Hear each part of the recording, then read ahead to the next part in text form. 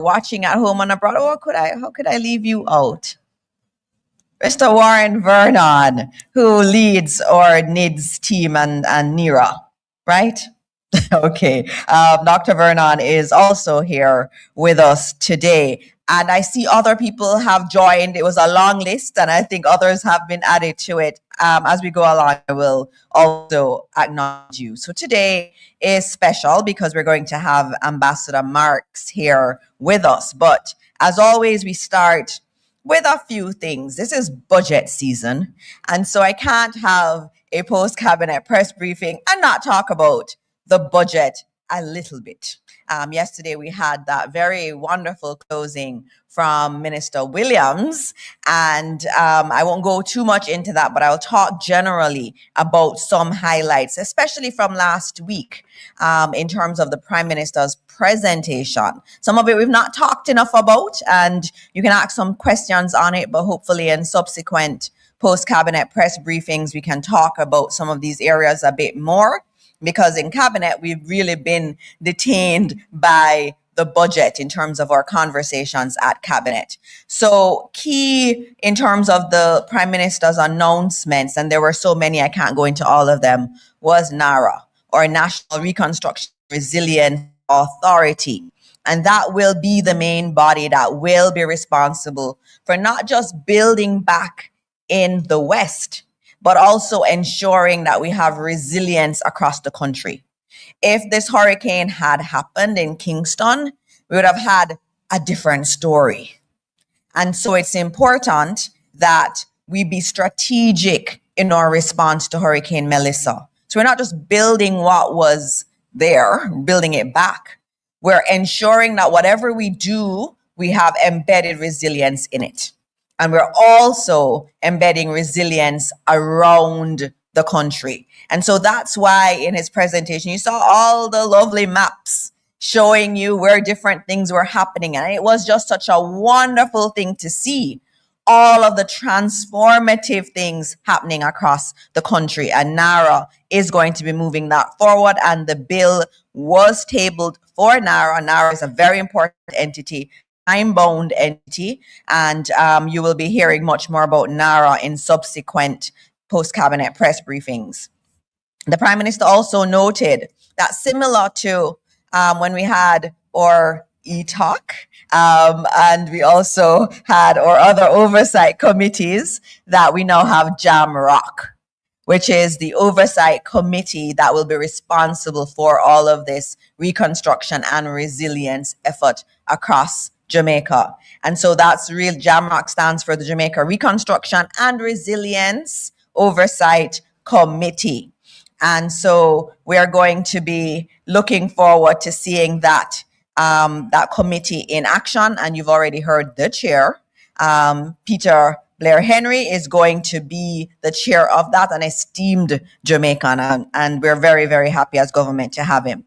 You'd have also heard about new ports in St. Thomas. You'd have heard of expansion in the port Kingston. You also would have heard about the Black River Resilience and Relocation Plan, which is just absolutely amazing to see. The re-envisioned Black River, you saw those pictures of the boardwalk that is contemplated, and also the new urban center that will be built away from the coast. You also heard about the Montego Bay transformation projects, where we're going to be doing a lot of work to upgrade drainage across the system, and also new waterfront infrastructure. And in Falmouth, that was another one that was just completely transformative when the Prime Minister was talking about having the boating areas. You could envision it, you could see it. All over our country, we're going to be seeing wonderful new projects. Hopewell to Lucy bypass. That was one that we also spoke about last week. And the Port Antonio redevelopment plans everywhere in Jamaica. We are working as government to transform. So last week's budget presentation by the Prime Minister really was about setting the stage for a new Jamaica. He was laying out the vision for a new Jamaica. And he's made it very clear to all of us in cabinet that our role is to ensure that this happens. We're not an administration that just puts things on paper and writes it down. We actually do things and we make them happen. In terms of just a few things I need to remind our listeners about, in terms of housing, 41,000 houses that are planned to be developed, 41,000 housing solutions. Also, reductions in mortgage rates for important categories of workers, teachers, nurses, and security personnel. Also, the allocation for young people for NHT schemes has increased. It is going to be 20% of all NHT schemes being allocated to young people, and young people means under 35-year-olds. And there were some other things there for young people, including the LEAP program, which is the Learn, Earn, and Prosper program, which was really conceptualized by the Guild and the Student Association at UE and UTech. And that's going to be a transformative program where our university students can be at school and get jobs in the public sector and private sector while still at school. And this was developed by them, which is why I'm especially happy about it. And the last one I'll mention is the increase in the minimum wage, which will take effect on July 1, 2026. And the increase will be to $17,000. So a lot of things happening, a lot of things we could talk about, but we don't have time for that today because today we have our special guest, Ambassador Marks, I should say Ambassador Minister Marks is here, and she really epitomizes what this administration is about. It's about doing things. Minister Marks is not someone who is just going to talk and talk and talk. She is a doer, and it has been such a joy to have her in the cabinet, bringing her expertise, her diplomatic expertise, plus she is like one of our top entrepreneurs that we have ever produced in this country. And to have her be in our cabinet and leading in the area she's leading in is absolutely wonderful. And I'm honored to sit near her at cabinet every single week. And her area is important. You heard me repeating some of what the Prime Minister was announcing. All those things are beautiful things, but if we really want to have the transformation of Jamaica, the work that Minister Marks is doing in terms of efficiency, in terms of digital transformation, is truly what will make all of these projects come alive, and we can truly say this is a different Jamaican. So I ask you to join me in welcoming Ambassador the Honorable Audrey Marks, our Minister, who is responsible for efficiency, innovation, and digital transformation. Welcome, Minister. Okay. Thank you so much, Minister Dana Morris Dixon, and thank you for your very kind words. It's really a pleasure to be here this morning and to be speaking on this topic.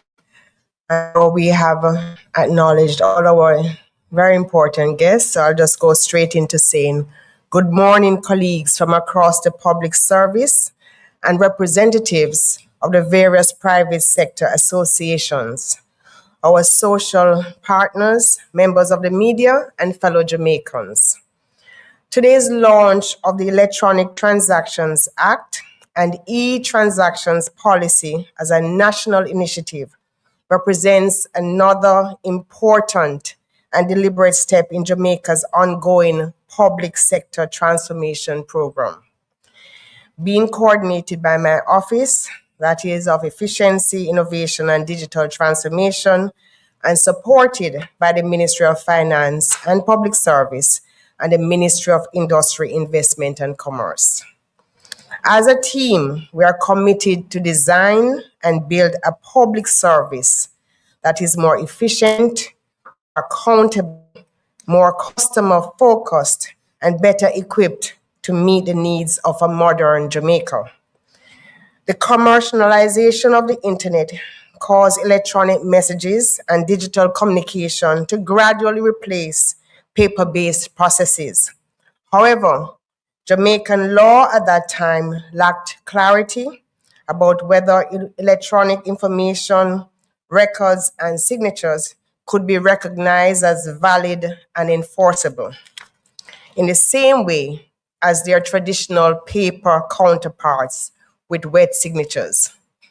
Without legal clarity, businesses, citizens, and government agencies were understandably cautious about embracing digital transactions. Recognizing this challenge, the government of Jamaica acted, and in 2007, Jamaica enacted the Electronic Transactions Act, a landmark legal milestone that for the first time provided a comprehensive framework to govern electronic communications, records, and signatures in a way that promotes trust, legal certainty, and technology neutrality.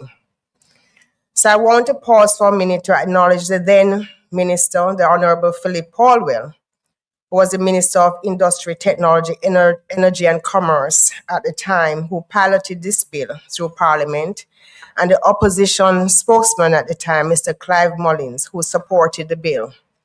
Looking back at the Hansard, I was delighted to see the bipartisan acknowledgement that the legislation was critical for a world where transactions are now driven by technology. So from 20 years ago, almost 20 years ago, the intention was for Jamaica to keep up and keep abreast of what was happening in the ease of digital transactions. The Act of 2007 affirmed that electronic records are legally equivalent to paper records and that electronic signatures can be recognized and relied upon, provided they meet certain reliability criteria. But legislation alone does not create change, and that is why we are here today launching the eTransactions policy as a national initiative. What I've discovered about especially public service is that there's a strong thing called CYA. And so you can pass the laws, but if you don't ensure that the regulations and the policy make it clear that persons have cover to make changes, it just won't happen at a pace that makes sense.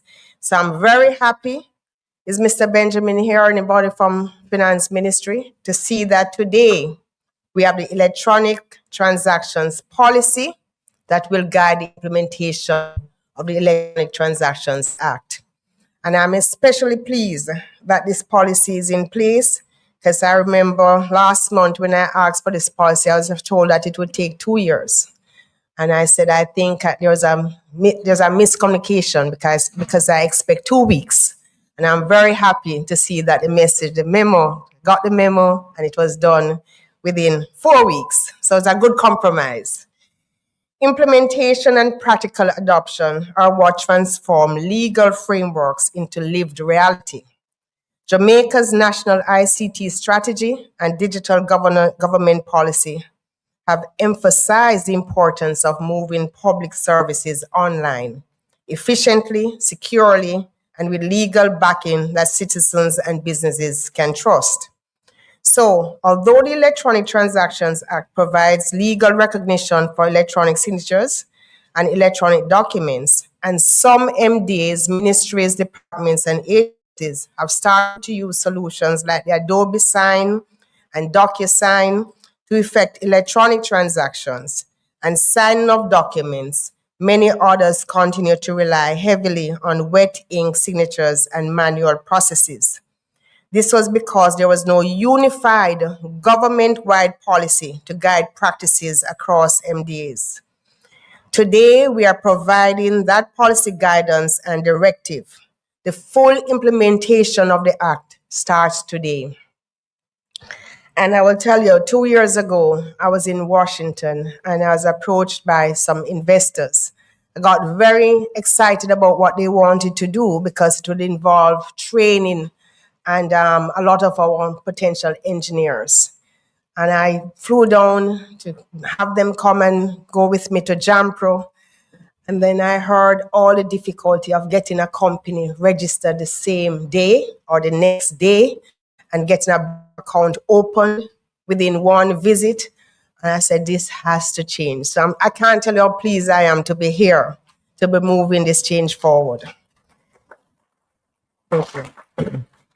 And I'm also happy to see our Bankers Association represented, because as the government moves forward, this requirement of the banks that you must fly from wherever you are to get a wet signature, that has to go.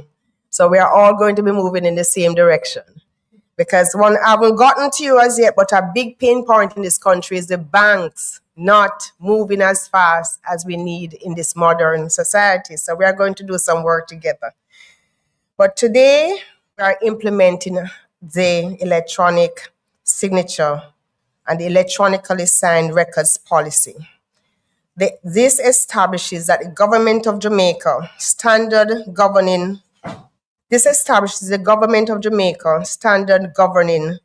of the law for secure, auditable use of electronic signatures and electronically signed records in the conduct of official business. In accordance with the Electronic Transactions Act, a signature or record shall not be denied legal effect solely because it is in an electronic form. The primary objectives of the policy are to establish a standardized risk-based framework for the use of electronic signatures, promote authentication, integrity and accountability and auditability of electronic transactions, improve efficiency, business continuity, and reduce reliance on paper-based processes, ensure alignment with the Electronic Transactions Act and related legislative requirements. The policy, which will be made available by the Ministry of Finance and Public Service, categorizes electronic signature methods as follows: authenticated electronic signatures, low risk; digital signatures with multi-factor authentication, moderate risk; and certificate-based digital signatures, high risk. And Mrs. Shuttleworth is here to take us through what all those categories mean. But bottom line, we are accepting fully digital signatures. MDAs are required to classify transactions as low, moderate, or high risk to determine the required assurance levels, and heads of entities will assign our officers to oversee full implementation and compliance. Approvals within the authenticated Government of Jamaica information systems constitute valid electronic signatures where the system maintains a secure audit trail, and electronically signed documents must be preserved in accordance with legal retention schedules and must remain verifiable over time. MDAs must accept electronic signatures from suppliers, contractors, and citizens once the method used is not prohibited by law. In addition, the policy outlines the principles governing the electronic signatures, governance and accountability, signature categories, digital certificates, and public key infrastructure, among others.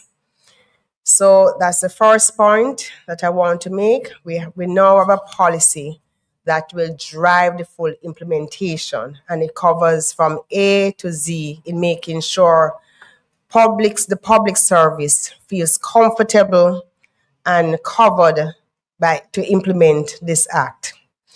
The second thing I want to share is the vision of Digital Jamaica. The Government of Jamaica will progressively make electronic submission and digital interaction the default way citizens and businesses engage with public services.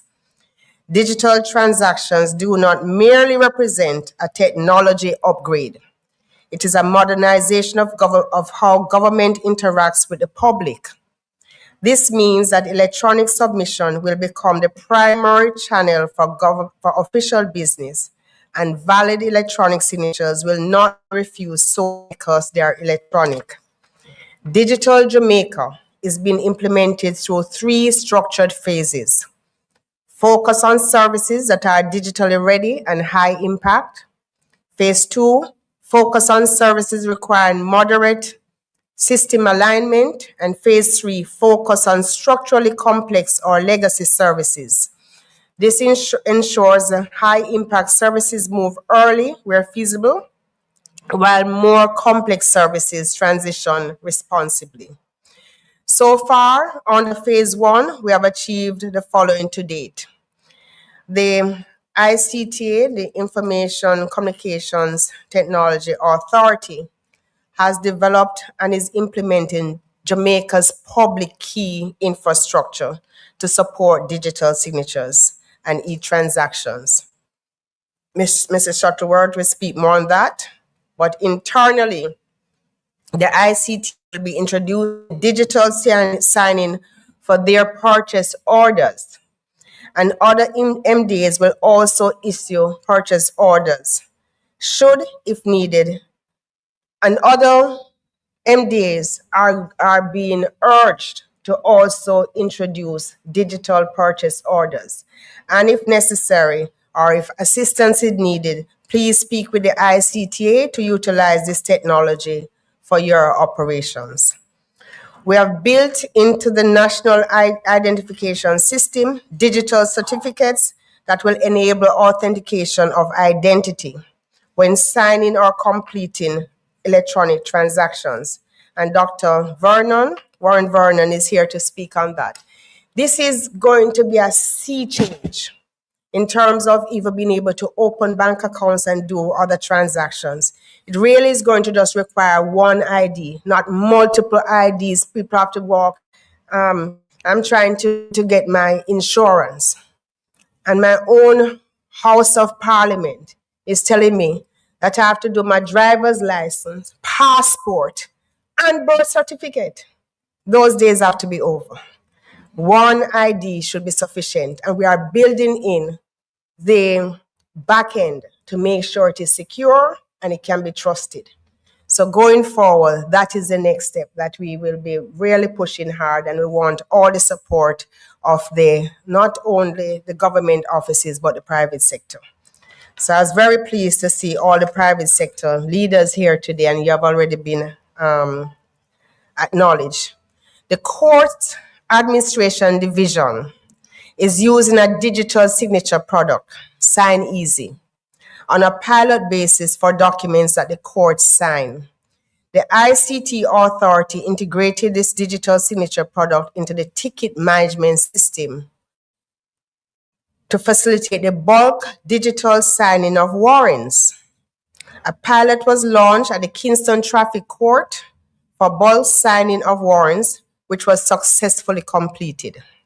It is now expected that the Courts Administration Division will be doing a full rollout of digital signing of traffic ticket warrants for the courts island-wide. Mrs. Mitzi Romont, Daly, you'll speak more on that shortly, but I must say that I am so pleased to see that, because over and over, persons have complained about the delays with the ticket system, and it's millions of dollars out there not being collected while motorists are being stopped, but the system wasn't supporting the full processing of the tickets quickly. So I'm very happy that we are about to say that those days are behind us with the rollout of the digital signing of warrants. Therefore, the aim of today's launch is to state as a national imperative the full adoption of digital and electronic signatures. These tools are more than a replacement for ink. They are enablers of efficiency, transparency, and accountability. With digital signatures, it is our plan that citizens can sign government forms and applications online without needing to travel to offices or exchange paper documents. Businesses can interact with government agencies faster, reducing processing times and administrative costs. Government agencies can automate workflows, reduce manual processing, and improve record keeping ways that paper simply cannot match.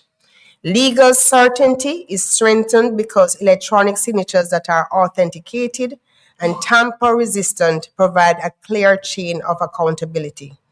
Our public sector becomes more responsive, citizen-centric, and aligned with the way Jamaicans live and work in the digital age.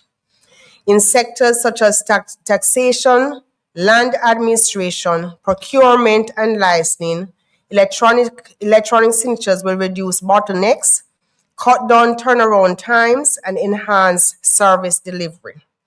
Processes that once took days or weeks can now be completed in hours or even minutes. In closing, I want to share, especially for members in the diaspora and those doing international business, that the Electronic Transactions Act and the follow-on regulations have fully aligned Jamaica with global best practices, including principles found in the United Nations Commission on International Trade Law, Model Law on Electronic Commerce. These frameworks ensure that electronic transactions, digital contracts, and e-signatures are recognized not only domestically, but also in cross-border commerce.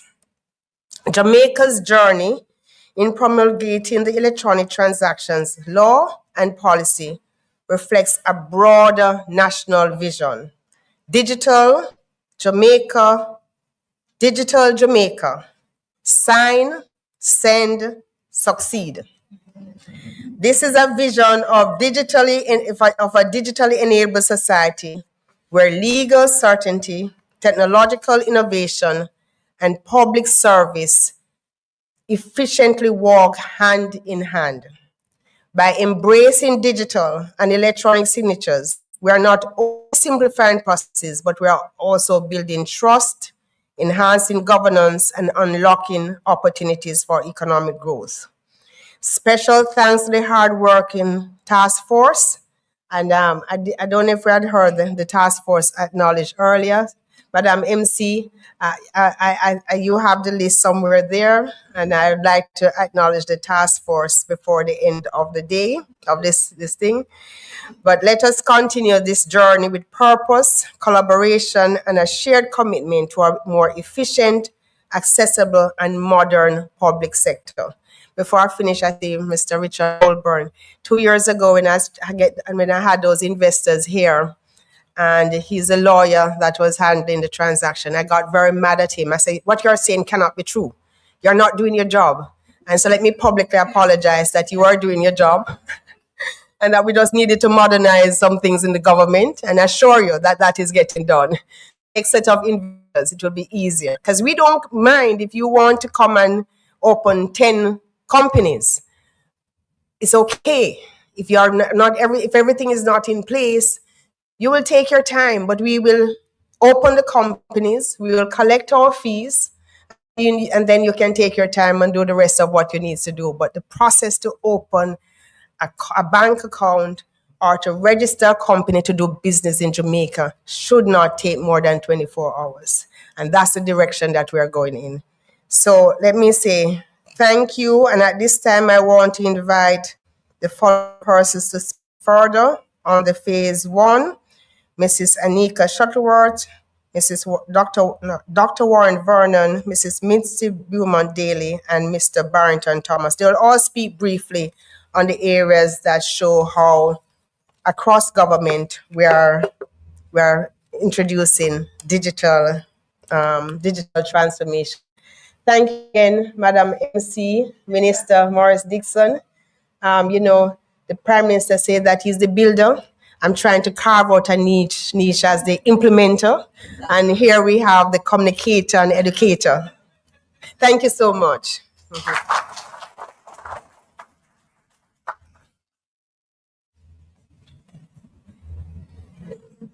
Sure.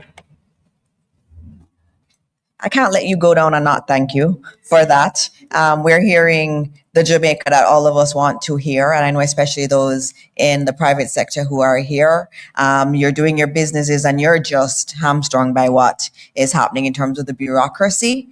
I tell you, every single cabinet, Minister Marks is They're advocating for you. She is going to get rid of all the red tape if it's the last thing she does. And she's doing a fantastic job. And I want to thank you for being here this morning. And I know we have several speakers who you've named. And I tell each of you have 5 minutes. When you see me standing up, it means your time is up. And also just to note that you coming up here means that you're open to getting questions from the media. Thank you. Thank you, Ms. Shuttleworth. It's nice to see you. I know how much hard work you do, so it's really good to have you here at PostCap. Thank you so much, Minister. Thank you so much, Senator Dr. the Honorable Dana Morris Dixon, Ambassador the Honorable Audrey Marks, Ambassador Rocky Mead, colleagues, members of the media, Jamaicans, good morning. It is indeed my pleasure to come after my minister to speak. Minister, after you spoke, I feel as though I didn't really need to say too much because you laid the foundation so well. But this is indeed a very important moment for Jamaica. And for me, having been in the profession for so many years and knowing some of the struggles, Minister, the bureaucracy is real, but the heart and passion of so many of us as professionals over the years, really, we are happy to see this coming to fruition just now. As Minister Marks mentioned earlier, implementation of the eTransactions Act and the Electronic Transactions Policy represents another deliberate, intentional step towards our public sector being more efficient. And what we are doing is to move from paper to digital, from days to efficiency, and from uncertainty to trust. At the heart of this transformation is something simple and yet powerful, and that is the ability to electronically sign documents with confidence. That is important. And electronic signatures, we all have to assess the various risks. Every document that we sign, we have to assess the risks involved in those. And Minister had mentioned earlier, high, medium, and low risks involved. There are some documents that are signed via a software. There are some that are signed via a direct document. Now, whatever it is, we all have a personal responsibility, and we know that the Data Protection Act is very much with us. So the electronic signature policy and the legislation does not prevent us from taking keen attention to the Data Protection Act. For many, many years, we had done many manual things, as Minister had said. And this is as simple as walking from place to place, documents requiring signing, but we are changing that. The ICT authority, our role is very clear as the technical engine of a digital government, as we build, design, and implement systems that make secure transactions available. These systems ensure that Jamaicans engage with the government of Jamaica online through secure, reliable, legally valid, and easy to use solutions. And today's launch reflects years of work. As Minister said, the foundation has been set. Now, at the heart of electronic transactions initiative is something called a public key infrastructure, or PKI. Now, in simple terms, a public key infrastructure creates a trust that allows confidence in digital transactions. It is a technology that ensures that when someone signs a document electronically, we know who signed it, we know it has not been altered, and we can verify at any time. This is all important, and a national public key infrastructure, therefore, is foundational to enabling digital signatures that are trusted and unlocking secure end-to-end digital government services. This is where the ICT authority comes in. We led the implementation of the national public key infrastructure, which is in place, and I am happy to say has been aligned and is aligned with international standards. It's a robust process, and those of us that went through the process, we had to go through a rigorous audit. It is very, very stringent. We have two public key infrastructures here in Jamaica. A machine-readable travel document public key infrastructure for the electronic ID. We also have a general public key infrastructure for other types of transactions. Now, it is key to note that we have already used this infrastructure, as I mentioned earlier, for these critical systems. It is being used. has been tested and also certified by the auditors. We now are extending it to support wider electronic signing across the government using the government document signing solution that will be implemented shortly. That is the other public key infrastructure that I spoke about. Now, let me bring this a little bit closer to home. As we think about government citizen operations, one practical example, and Minister mentioned it, is the signing of purchase orders. Now, all of us in government have to sign purchase orders at a particular level. We know that process. That paper sits on somebody's desk. It moves from person to person. The person may be in a meeting. 2-3 days later, that it may be when the document is attended. Now imagine an opportunity for a more efficient process. Now, as ICT authority and certainly as a government, we will shortly be implementing signing of purchase orders as well. We believe holistically in demonstrating what we are talking about and encouraging others to do, Minister. It's not just about telling people, but we have to do it. Now, when you multiply one document across thousands of documents that have to go through that journey, you realize what I'm talking about. So with electronic signing, approvals can happen instantly. Documents are moved securely online and all trails are automatically created. That is critical. The results: faster procurement cycles, greater transparency, and reduced administrative burden. Ultimately, what we are all about is improving how we serve this nation. Another example, which we will hear a little bit later from the Court Administration Division, I am proud to say, having been a part of the journey, and I see Mrs. Cameron Anglin here, with traffic ticketing for so many years, I recall, and I have to tell this story. Please bear with me for 2 more minutes. No, 1 second. In that, having been a part of the journey with traffic ticketing for such a long time, I recall years ago when we asked, why can't we sign warrants electronically? And we were told the law says you have to sign with paper. And this was 2008. Here we are in 2026, and we see this being brought to fruition. So this is indeed a proud moment for us as a country and certainly the ICT authority. So there are indeed capabilities, and I will not steal the thunder of my colleague that will speak some more about those opportunities. But this is what digital transformation looks like in practice as we talk about these various examples. Now, whenever we speak about digital systems, I know one question comes up. Is it secure? We all ask that question. But the answer is yes. The public key infrastructure is designed with security in mind. All of these solutions are built with strong encryption, role-based access control. So this means that not anybody can just go and access these various solutions. Multi-factor authentication, and Minister had mentioned about being verifiable and traceable. All of this really comes together for us as Jamaicans, not having to take these unnecessary trips to various government offices, and we absolutely cannot wait for that to be the case. Colleagues and fellow Jamaicans, as I conclude, this is only the beginning. The infrastructure is in place, the policy is in effect, and the use cases are already delivering results, from law enforcement to identity and safeguarding our borders. Today is indeed a shift for us. Let us embrace this change, lead with confidence, and continue building a public service that truly works for the people. Thank you so much.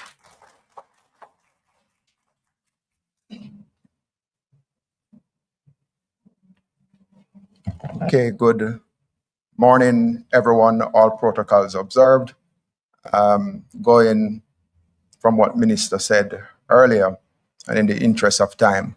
So the National Identification System project, just to set context, the National Public Key Infrastructure emerged from the National Identification System project. So the entire country is already benefiting from this implementation under the NIDS project. And we worked on this with the IC authority. So it's important to share this with the country in terms of a benefit from that significant investment. To set the context for my presentation, I wish to describe electronic signature as a paperless method of authorization. It's a paperless way to say, I am in agreement with the content of a document, or I am in agreement with a message. That paperless method of authorization could be facilitated in a number of ways. Could be a click, could be a tap, could be a PIN, like your debit and credit card, could be using biometric for authentication, and it could also be the use of cryptographic keys. Now, electronic signature. There's a form of electronic signature that I am interested in talking to you about, and that's digital signature. The digital signature is the most secure form of electronic signature. And I'm pleased to say that Jamaica has the infrastructure to support digital signature that was implemented under the National Identification System project. So we have integrated digital signature into the National Identification Card framework. So then the best way to view this, it's similar to, and I'm seeing Ms. Barbara Hume from the banking sector, who worked very hard with us on the implementation of the National Identification Card. But I'm picking on the banking sector just to explain briefly when we talk about digital signature. Without showing the details of my credit card, there is a processor, we call it a mini computer, that is on your modern credit and debit card. Similarly, for the National Identification Card, the National Identification Card has integrated into the card a processor also.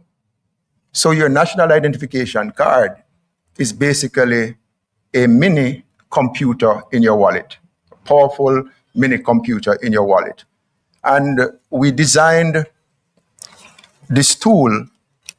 It has an operating system. It has multiple apps. Specifically, we designed the system with an app for authentication, meaning you can use it to log into a service or to assert who you are in terms of your identity. We designed it also with an app for digital signature. So those of you in the room who have received your National Identification Card, you're walking around with a mini computer that is powerful, that you can use the certificates from the public key infrastructure to facilitate the use of digital signature. Very powerful tool. In addition, I wish to mention that the issuance of electronic passport would not have been possible without the investment by the government into this national public key infrastructure under the National Identification System project. So if you have in your possession an electronic passport, you're already benefiting from the National Identification System project. If you use the kiosk at the airport, you're already benefiting from the National Identification System project. And the infrastructure improvement in the government of Jamaica data center also a part of its project. So I wish to point out that the National Identification Card is eTransaction ready, Minister. Persons with a national ID card may use it to do so. We encourage the financial sector, we encourage government entities to start building applications to interface with this, to leverage the libraries that are available so persons can get the maximum value from this important tool. So as we move forward, we're looking forward to see, as Minister mentioned, more applications, more tools, more services that are open to the people 24/7. In other words, government must be open to the people 24/7. And you can only facilitate this with the use of digital services. So I thank you. I want to thank Mrs. Shuttleworth and also Dr. Vernon for their words. I can tell you they are some of the most committed individuals you will ever find in the public service, and their teams are extremely committed also. And so I want to thank both of you. And we move along. I had a different name, but you can introduce yourself and do your 5 minutes. Good morning. Morning all. I'm Mitzi Beaumont Daly and I'm the senior judge of the parish court, and I'm assigned to the traffic court, Kingston and St. Andrew. I stand on the protocols previously established. It is a privilege to participate in this national launch of the Electronic Transaction Act and the eTransaction policy.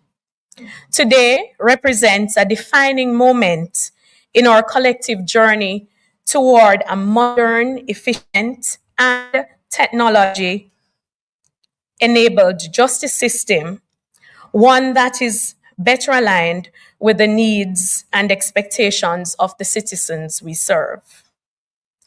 The judiciary is especially pleased to be represented here today, not only as a stakeholder, but as a pioneer. Led by our Chief Justice, who I must say is a champion of digital transformation, and through the Court Administration Division, we have already begun to operationalize elements of digital transformation, most notably through the pilot initiative at the Traffic Court for the Kingston and St. Andrew for the electronic signing of warrants. Historically, warrant processing has been rooted in manual systems, often resulting in logistical challenges and inefficiencies.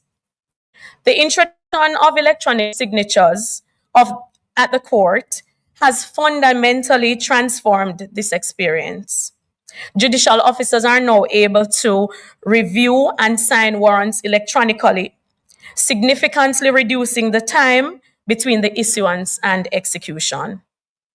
What once required hours, days, or even weeks can now be accomplished with remarkable speed and precision. This experience has demonstrated that the digital transformation is both achievable and impactful.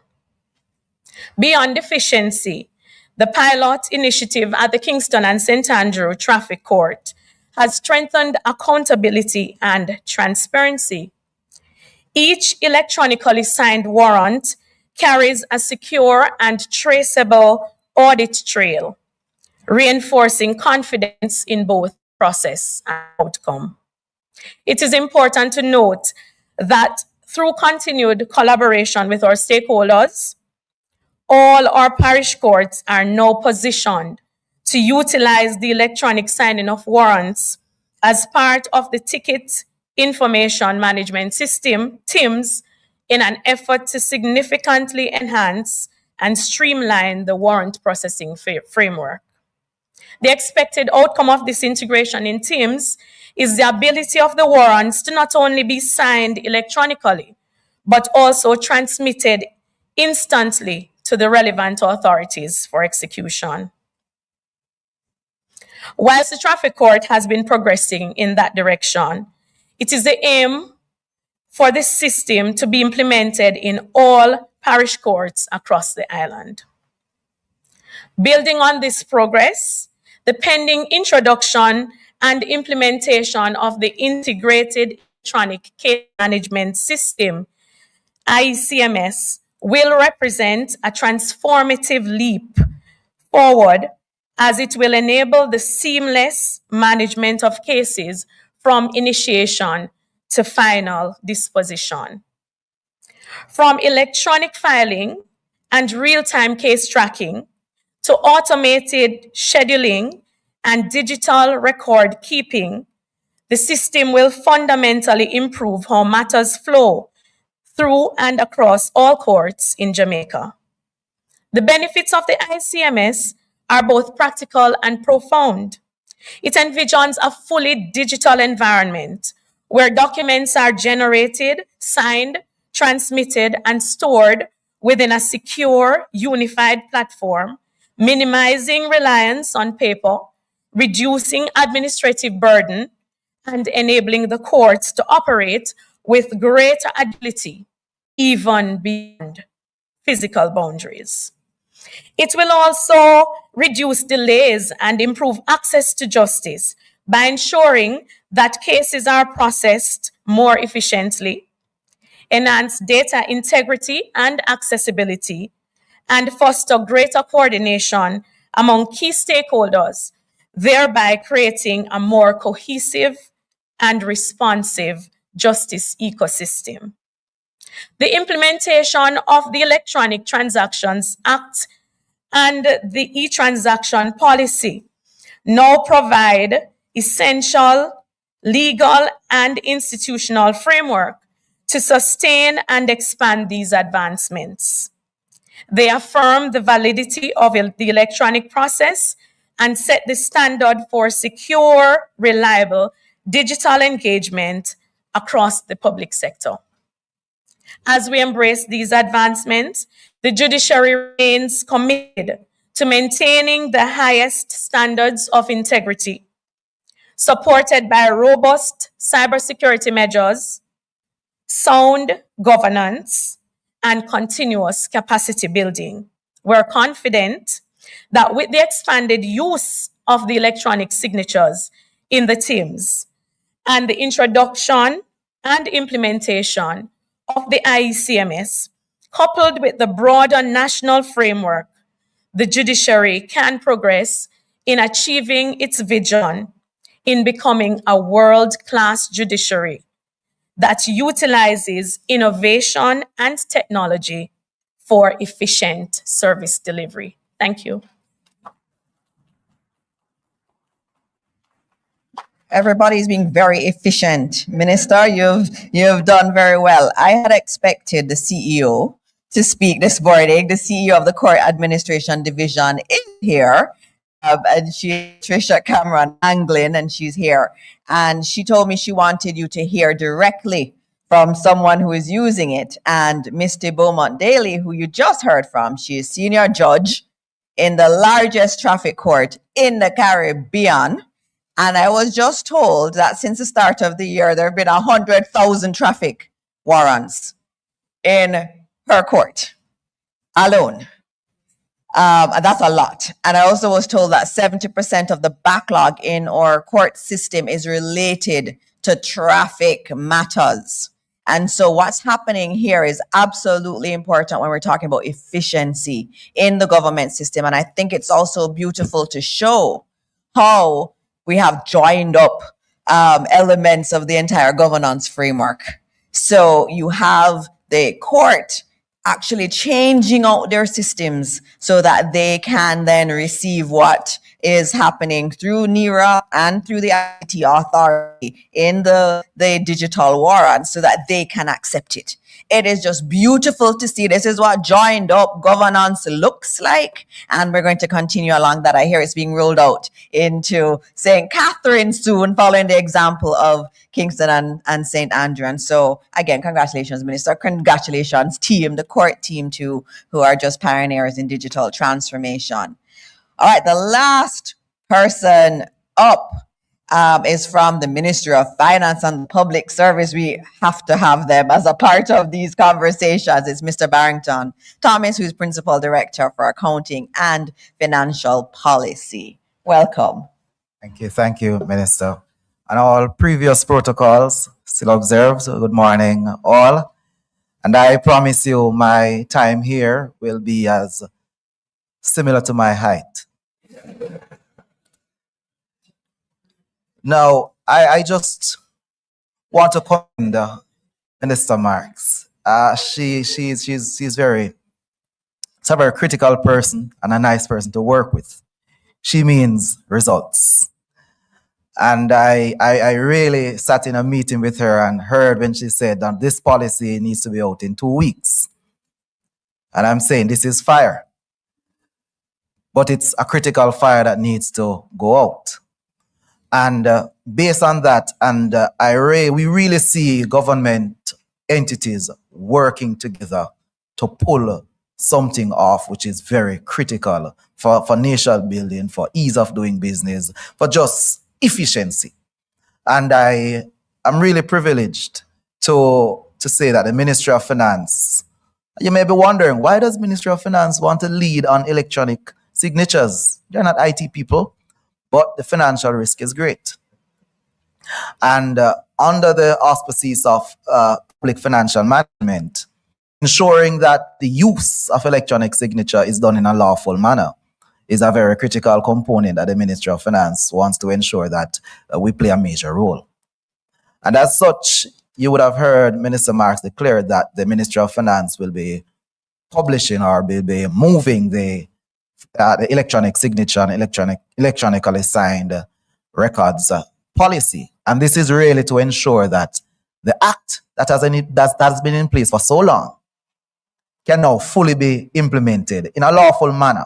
Because when we're working with accountants need written direction, written advice that they can back up to say the policy says we are able to do this. The policy says we can do that. And we can say to the Auditor General that it is in keeping with this section or this subsection. And as such, the Ministry of Finance sees it fit to ensure that a policy in place, ensure that the law is implemented, the electronic signature is implemented in accordance to the law. What are the expectations? The expectations of the implementation of this policy is that efficiency, we must see improved efficiency. I give you a quick little example. All contractors, suppliers that does business with a government entity should now be able to submit their bills electronically, their invoices electronically, with electronic signatures. So no longer will a bearer will be needed to bring the invoice to a ministry to sit probably in the records area for 2 days, and then the records area send it to the wrong department.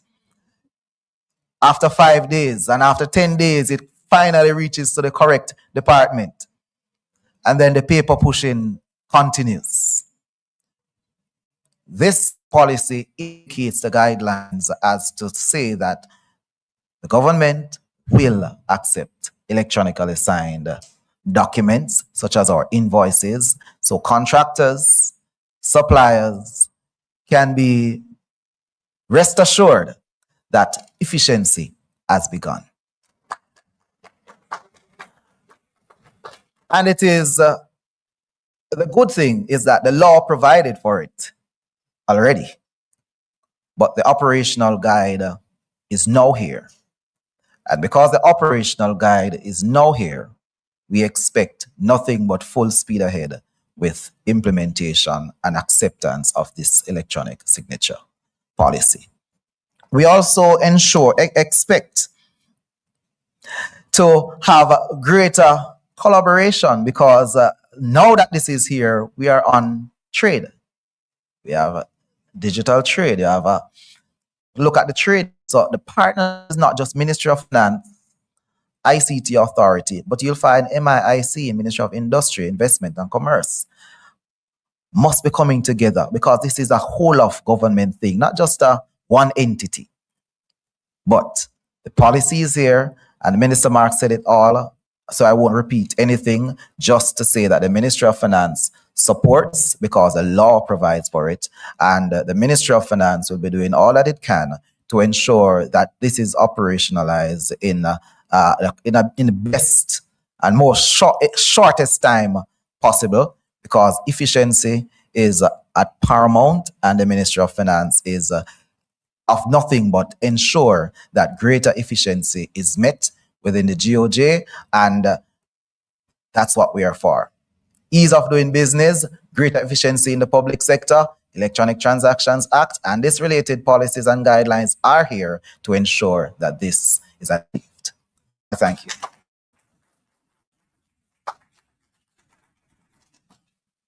Thank you very much. And you hear everybody is on board. It's right across government. And again, Minister Marks had asked me to acknowledge the members of the task force. And they are Mrs. Anika Shuttleworth, who you heard from, the CIO at the ICT Authority. There's also Ms. Joaquin Murray, who is the CTD in OPM. There's also Mrs. Hope Blake, the Deputy Financial Secretary. We also have Mr. Barrington Thomas, who you just also heard from the Ministry of Finance. There's also from our Transformation Implementation Unit at the Ministry of Finance, Mrs. Maria Thompson Walters and Mr. Richard Panton. And then we also have a rep from the Ministry of Industry, Investment and Commerce, Ms. Shamela Moses. And also we have Mr. Mario Thomas from the team with Minister Marks. And so it's the committee that has worked so hard to deliver this. This is something that Cabinet has wanted for some time. And Minister Marks, congratulations to you on delivering on it. And we are extremely happy. I'm going to go to the questions now. We have members of the media here who will be asking their questions. All right. And while persons are getting ready to ask questions, I just want to take this opportunity, Minister, to give an update on the staggered implementation of the Flexi-work program. The last time that I had a press conference to announce the implementation of another act that was sitting around for a while was about a month ago when we implemented the the Flexi-work program as a national imperative in the government service. And I'm pleased to say that we are not just announcing implementation, we are actively monitoring to ensure that what we say will be implemented is being implemented and implemented at a pace. So please, and PS, I thank you for your support in all of this, and the Cabinet Secretary also, because I was able to get the update that the staggered working arrangements, which is phase one, the policy paper went out across all the government sector, public sector on February 2nd. And we now have 90% take up from all the ministries, agencies, and departments having started the implementation, full implementation. And we expect that the other 10%, they are starting the conversations, and we expect that it will be 100% take up by the end of this month in terms of all government workers having the opportunity to work on a staggered basis if they so choose. And as you know, this is our first step as we then move towards virtual work and 4-day work week. Whatever will work in the virtual space equal to work in the physical space is what we are implementing, because as you know, as you mentioned, Nara, earlier, if another disaster strikes Jamaica, and I decree and declare in the name of Jesus that we're not asking for another one, but just in case, we want to make sure that our government services can stand up in the digital space. I call it a digital twin to our physical services. So I'm pleased to see, and you'll be hearing from me on a regular basis. Whatever we announce that we are implementing, we'll be giving updates on the implementation. You will be seeing it. I also will give updates as we monitor implementation across government. Thank you, Minister. All right. All right. So we have our first question. Good morning, everyone. Audio guys told me I should whisper. Sorry. Good morning, everybody. Mahiri Stewart, Nationwide News here. 2 questions on the announcements. The first being, is there any estimated cost for the implementation of this new act and policy? And secondly, as you spoke about disasters, how much do you think this implementation of this policy will help the country if we are to be in another situation of a natural disaster? All right. So let me say there's no new cost. This 19 years ago, this act was passed. It just was not implemented fully. So it's nothing new. Many agencies have started to use maybe DocuSign or one of the other Adobe Sign, but it isn't a streamlined full government implementation. So what we are doing now is doing that process. In fact, last year I had an early when I came home and had my orientation. I had a meeting with Mr. Alot Jane and Miss Merle Donaldson from the Prime Minister's office, and they pointed out a number of legislation that was passed that were passed over the past number of years, some up to 20 years ago, like this one, that we had not fully implemented. So as a first step, what I'm doing is making sure we implement the legislations that are on the books that will allow us greater efficiency in government services.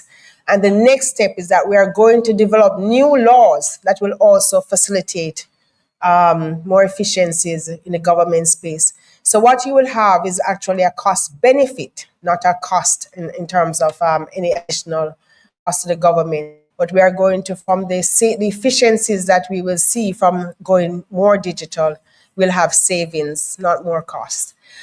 In terms of, I said it a while ago, that we're using the lessons coming out of Melissa. And as Minister said earlier, if this had passed through Kingston, the way that it hit St. Elizabeth or Westmoreland, government services would have been down for a while. So we were given a warning. So what I'm working on is literally to create a digital twin of government services so that if the physical areas are down, we can have the resilience of the digital services by building out the virtual cloud and the digital infrastructure. All right. So we should not have a situation where we cannot be doing services because of a disaster.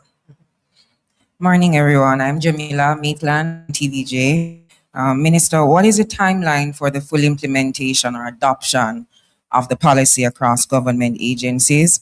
And you mentioned that a few of the government services like taxation, land, and some of the representatives are here. Are we to assume that this is where government is prioritizing first? And I'll just roll in one more. Do you foresee any challenges in the rollout from some government agencies in that they don't have infrastructure in place as yet to verify some of these electronic signatures? Sure. So you notice, I might have said at our first press conference, I don't really make announcements. Whenever we are doing any launch, it is really to talk about implementation, which would mean that would have gone through a process to make sure it is working and that there are pilots around and that we know it's literally being rolled out. So when I launched to talk about the full implementation as a national imperative, it is already working, already in train. So it starts today, fully across all government ministries, agencies, departments. There's no timeline like next month or whatever. It's as of today. We expect full implementation for the agencies and ministries that don't have any equipment that they will need or any systems. The ICT, as I mentioned earlier, is prepared to support those agencies and ministries. But full implementation starts today. We expect that all ministries, agencies, and departments will be utilizing and accepting electronic signatures, starting today. Just a little follow-up. For Ms. Shuttleworth then, have you already had any reports from any government agencies about any possible delays so far? Any possible? Delays in implementation or adoption? Any government agencies about any delays as it relates to accepting or adopting the electronic signatures so far? There have been no reports of delays or challenges thus far. What we do know is that there are entities that need to acquire the solution. As with any policy, this is a start for some. For some entities, they have already been on the journey. In fact, since the pandemic, some entities invested, as Minister had said, in Adobe Sign and some of these other types of solutions. So we're saying utilize those solutions even as we continue to build out the government document signing solution. And of course, we at the ICT Authority will continue to work with all entities wherever they are on their journey. Thank you.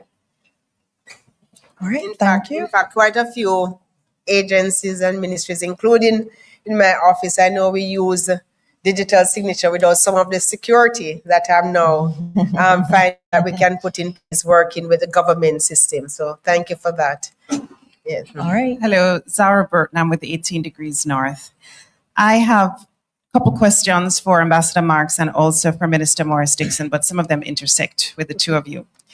We work well together. So you can just give all of them and then we'll just answer as a group. Yes, so I was looking at some third supplemental estimates for 2024, 2025, 2025, 2026.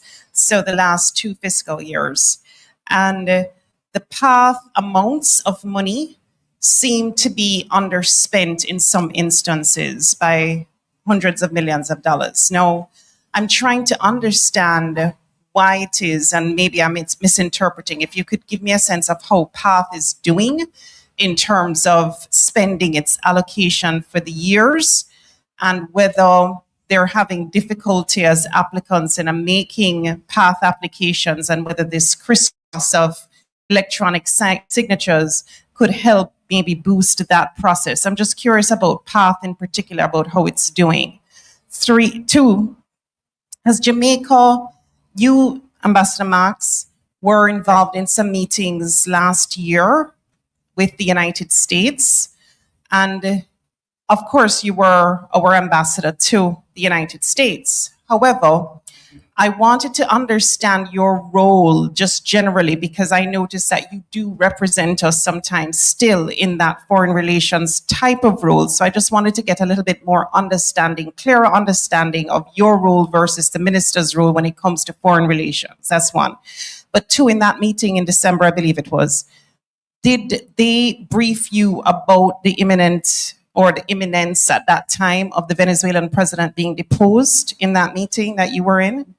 And also, have we, Jamaica, paid back Venezuela for its stake in the refinery that we had put in escrow, the billions that we had put in escrow for that? And then lastly, as ambassador, 2 more for you. The Social Security for Jamaicans, there were some deported persons, 1 deported person that has specifically, he's dead now. He died a pauper. He basically said he spent all his life in the United States working, got in trouble. He disputes the trouble, but nevertheless, he got deported and he didn't get a cent of Social Security. I wanted to know if, as ambassador, when you were there, if you had at all engaged the United States for the people that are deported, let us say, for them to be able to get their Social Security payments that they put into the United States, so that they can get it back when they're here. The last question is, the Prime Minister had mentioned zip coding the country. Are you spearheading that effort, and how is it going? Okay. All right. Thank you so much. I want to deal with PATH first. All right, I can deal with PATH a little bit because I'm not looking at the numbers that you are looking at. The Ministry of Labor was here last week, so that would have been a good time for that question. But I can tell you that from, for example, the Ministry of Education, we have allocations from PATH. And some years you see that being underspent. Why would that happen? Because at the start of the financial year, you make a determination as to how many students you expect to be on PATH. And one of the things with PATH is you have to meet particular criteria in order for you to continue receiving. So for example, you have to be in school. They do check the records of the schools to see that the students are in school. And so that we have noted in previous years that sometimes the number that we would have started out the year expecting, when the actual audit is done, that it is actually a different number. And so you may underspend there. I'm talking about from the education standpoint that I know about. On the transport line too, sometimes we also have a line to support students who are in schools that have, significant numbers of students on PATH. especially in rural areas. And what happens sometimes is, there is a mismatch between when the bills come in versus when the financial year is supposed to end. But that's really why you would see that under spend in terms of education. But in terms of the bigger path allocation, I'd have to ask the Ministry of Labour to opine on that and give you that information. All right. Let me say, in addition to that, as we go through, and there are two steps. One is to look at the processes, all the processes that are going on now in various departments, in their various ministries, and look at how we can cut those steps down to, instead of 10, to 2 steps. And the second is how we can use technology that is available today to fast forward, to accelerate that process. And so we expect to be working with Ministry of Labour to also digitalize quite a bit of their back-end processes. And so we'll speak more about that at another meeting. Now, if you notice, there are 2 titles that you keep for life. General, like General Meade here, and ambassador. So once an ambassador, always an ambassador. You keep that title. So, I spent 10, 12, about 13 years in service as an ambassador to Washington, to the United States. So whenever I'm called on to support the foreign ministry, even while in this position, it is my pleasure to do so, because sometimes, just from the experience and the relationships that I would have built over time, it is useful to be in the room. I had the great privilege to have work across both the Democratic and Republican administrations, 3 different presidents, twice now with President Trump. So there are relationships that would have been built up over time that, if useful, I'm always happy to make the connections and to support the work of our Ministry of Foreign Affairs. The meeting in December, no, they did not discuss with us at all any plans to do with the Venezuela intervention. We spoke more about the national security imperatives for the region. And my hard push is to we had come up with a policy some years ago called Plan Secure Jamaica that required certain specific support from the United States. And as our closest neighbor, and as the largest market for the demand for drugs that comes from Central and South America to North America, with Jamaica as a transit point. The United States is the largest market for the demand for drugs, and they are the largest supplier of the guns that leave North America, comes through this Northern Caribbean area, Haiti, etc., and then head back to Latin America. So we are caught in the middle. We suffer the most from this traffic, and we're neither a supplier of guns. We don't build guns here, and we don't grow cocaine here. So we have to do aggressive lobbying to support our own initiatives to lower crime, to work with the U.S. to stop the flow of drugs and guns through our country. And we continue to push those in the meetings that we have in terms of having a strong coordination in the fight against the drug trade in the region. And that's the focus that we have. On the last point was... And also, oh, yes. So I'm so excited about that. I will tell you, it's the strangest thing.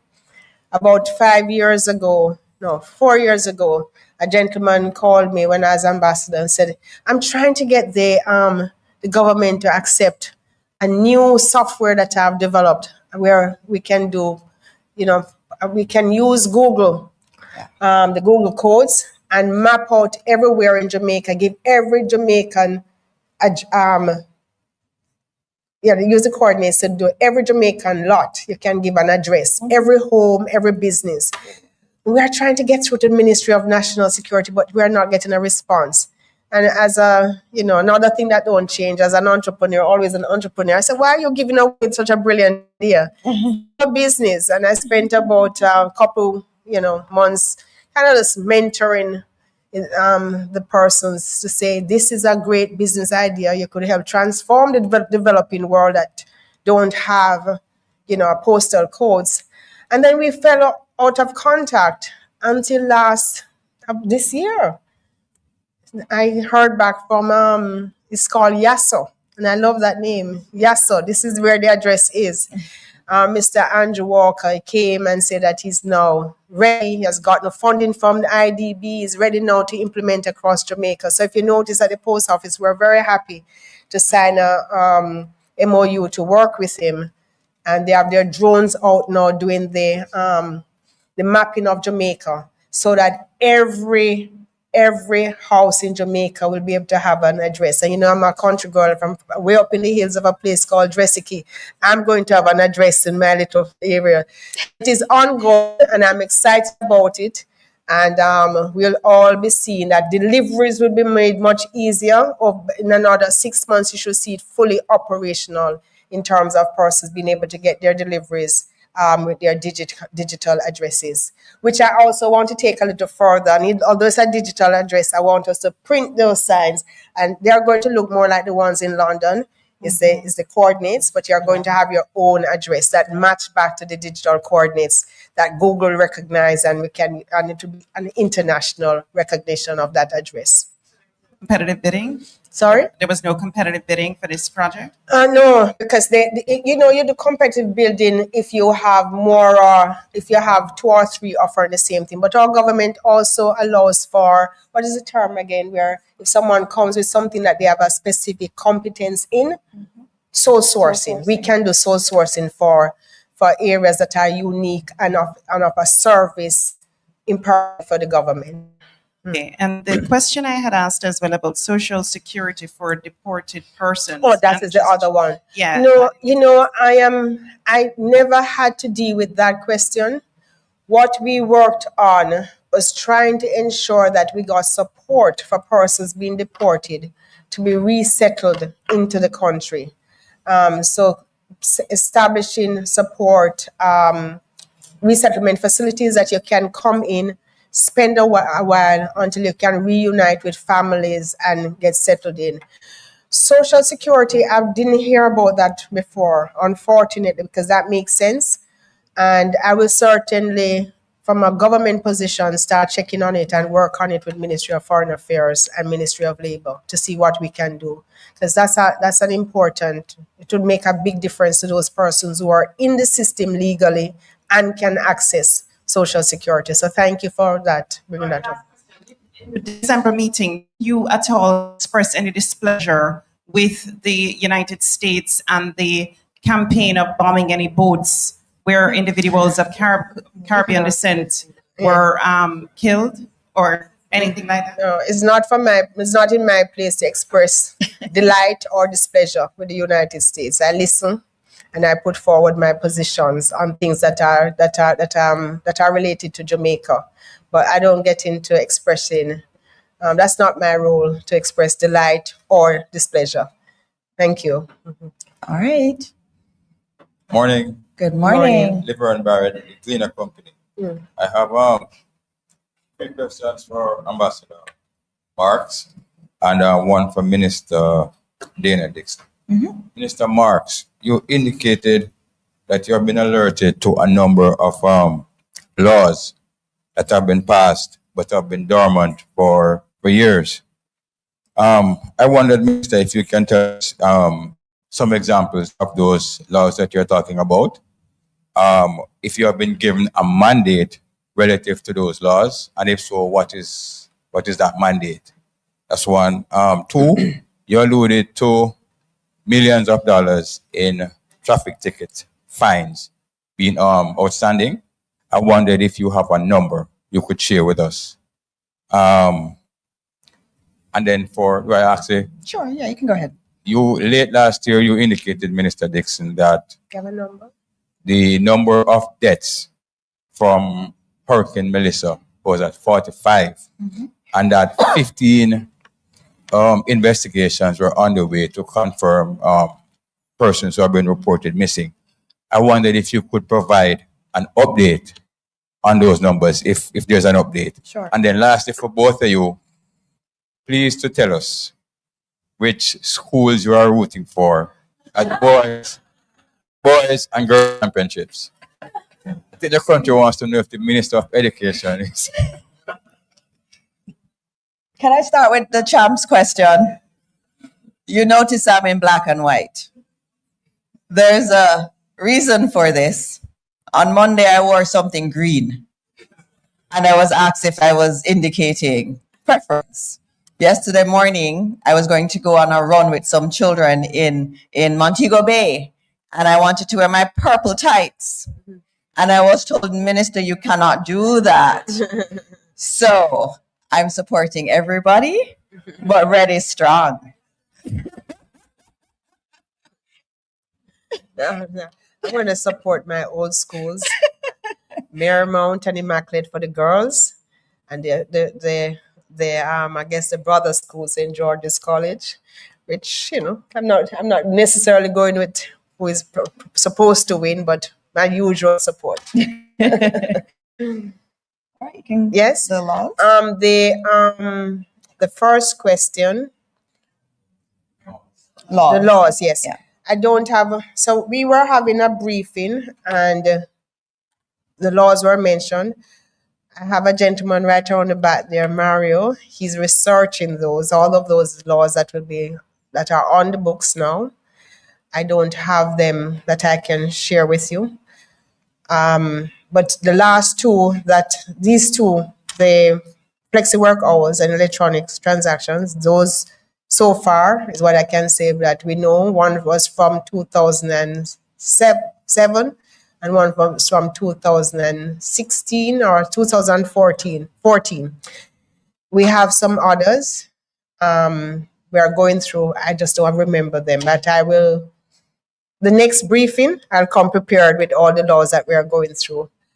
And the important thing is to know that we have been, as a country, as a government, successive government, we have seen where we need to update our laws, and that is a continuous process. What we have to do at the same time is not just put the laws in place, but to implement as soon as possible. And so both for laws that were done before and for some that we are doing now, you're going to see much more implementation, especially for those that impact efficiency. But let me hear you said the school question throw me a bit. Let me hear the traffic tickets. Let me hear Traffic the traffic was tickets. nice. Yeah. Madam, do you have you don't know the numbers for the amounts? I used to. I don't remember. Do you know the numbers for what is a? No, we can't get it. Okay. They will provide the court administration division will provide you with the exact numbers. But I remember at a point it was over 400 million. Yes, so it's a lot. So it's a big money. So as we speed that process, both for the drivers to just get that off their record and for the government revenues, it will be a good thing. Yeah. All right. Did you want to say anything? The court administration division has decided that they will give you the information, and they're committing end of day. Yeah. So you're good. All right. In terms of the debts, I would have to check with ODPEM. I know Ambassador, you're here. I don't know if you have a number different than the 45. The last number I got officially was that 45. They were investigating others, but I have not received any other information. And Ambassador Marks is saying he has not either, but we will reach out to Commander just to confirm and get back to you today. And so, Ambassador Meade, between you and Commander, we'll get an answer for you on that one. All right. Are there any more questions, Antoinette? No? All right. Good. Okay, well, we're at 11:36. So one more question. Go ahead. One last question. Sure. Because the eTransactions policy should make processes and transactions quicker and easier. But how will, for example, the bearers that usually are employed by these processes? How will the ministry provide for the jobs that will be lost with the implementation of this policy? Yeah. So, I hear all the time persons who are concerned about digitalization, the use of AI, taking away jobs. It's also creating new jobs. So I would encourage the ministries to redeploy persons who used to be bearers into other roles. And that's what usually happens. As systems change, we need to upskill persons to operate in other areas. And that is what I expect will happen. We're not looking at terminations. We're looking at greater productivity and upskilling across the public service. And as you said, upskilling, just reminding everyone that we're open at heart for all those individuals who would like to be upskilled. And level 4 and level 5 will now be free. So a level 5 program at Heart is actually a bachelor's degree. So at Heart, you can get a bachelor's degree for free in one of the technical areas that is so in demand. So as a government, we understand that in some of what we're doing, that you will have individuals displaced from their original job, but we're also still ensuring that we have avenues for that upskilling that Minister Marks has spoken about. Free, F-R-E-E, free, up to level 5. That's and again, big. level That's 5 big. That is is big. a degree. It's a bachelor's degree that you can get from Heart. So just pointing that out. Our teams in the government are very active, and they have an answer on the questions on the question relating to the deaths after Hurricane Melissa. I've gotten confirmation that there is no change. They have concluded many of the investigations that were in train, and they were deemed to not be Melissa related. And so as we stand now, we are still at 45. All right. So just one more thing. Any questions from our business persons that I need to know that will cause any delay in the business sector, Exporters Association, Bankers Association, all the business persons that are here? I just want to know that you're fully aligned and ready to go. They are. I have the opportunity. They have access to you all the time, and we do have to close. We're at 11:40. Where can we actually locate eTransactions policy? Okay. So you did say that it's implemented today. Yes. Another government option and say, we don't know nothing about this. Mr. Thomas? No, go ahead, Mr. Thomas. Just answer that question for me. Mm-hmm. The policy is at the stage of approval and ready for implementation. The Ministry of Finance will be tasked with dispatching that policy as So that's today. You'll be dispatching the policy today. Okay. It will be online. It's usually Did you online. put it up on your site, on your website? Once policies are fully approved and ready for implementation, they are put on the Ministry of Finance. So apart from circulating it within the government service, put it also on the website. All right, I'll follow up with your office to ensure that it goes up on the website. All right, we do have to wrap up. So this is the very last question we can take this morning. Good morning, Ministers. I represent the Jamaica Developers Association. Mm-hmm. My name is Reynolds Scott. I'm from Gian. I remember. The e-policy. Yeah. The local government authorities, which is all over there, and specifically Case Bank. How does the e-policy affect the approvals process? I've accepted what is called the 90-day approvals process. I can't say that it is totally functional.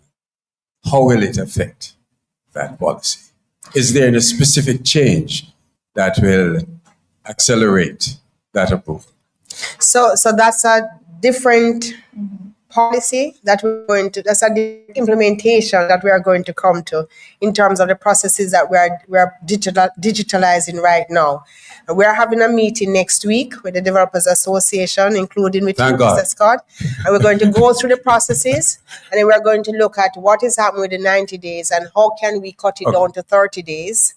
And these changes we're making, these are all some of the tools that will allow us to cut it down to the 30 days that we're aiming for. So we should have a good meeting next week. And I can see the country will develop at a faster pace. I'm looking forward to that, because with NARA coming on board, we need to be seen rapid movements. Nothing can stay 90 days and 2 years anymore. We have to build back Jamaica stronger. All right, as we close out, and since Minister mentioned NARA, I just needed to note to everyone that NARA will have special functions, and it will also have special powers. And so that question that you have is one that has the cabinet quite a bit. And so as a part of NARA and expediting the projects in the West, we've actually done a review of several of the legislations because we have to expedite approvals.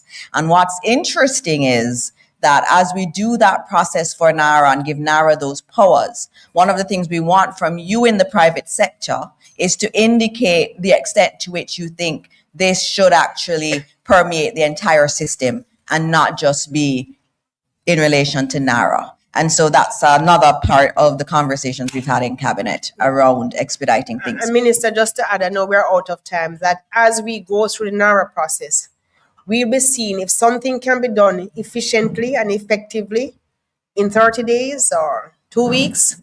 We are looking to normalize those processes going forward after NARA. So we just become a much more efficient society.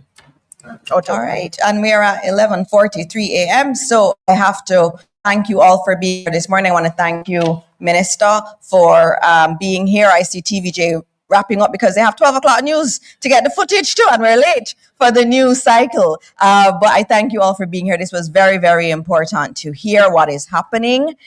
This is a big deal. We've been talking about this for a long time. It helps to get efficiency in our country. And so we're very glad, Minister, that you've been doing this. Thank you to the team. Thank you to the private sector for being such wonderful partners. We want to hear from you. We want to know what we can do better, and we will do it. Good to have the court system here with us too today. And so as we celebrate champs, remember 100-meter finals is today. It's not Friday like it used to be in the past. It's tonight. So I look forward to seeing many of you at the National Stadium tonight to see our young people in action. And as I said, I'll be cheering everybody. Everybody is my team as Minister of Education. And so, again, as we always, the end of post-cabinet press briefing, we really do this because we want to keep an openness of government to the media and to our country. We're here, we stand here, whatever question you have, even if we can't answer it, we tell you we can't answer it. But we stand here and we bring ourselves as government to be accountable to everybody. And so as we end, I say, as always, God bless Jamaica, land we love. And I see you next time, and enjoy champs this weekend. Thank you all.